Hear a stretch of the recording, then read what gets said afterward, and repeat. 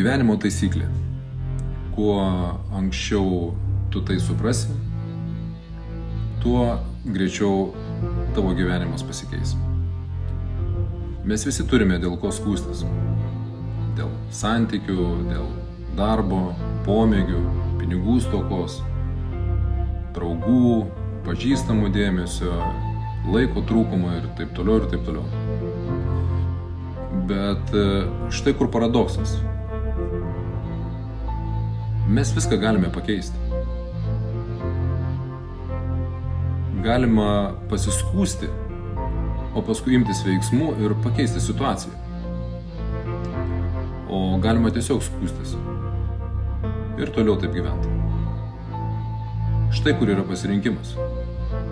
Arba tu pasirinki būti laimingu, bet tam turi įdėti pastangų ir kurti geresnį gyvenimą, arba pasirinki tik skųstis.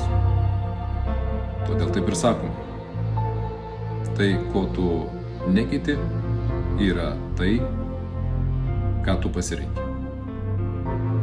Įsidėmėk tai.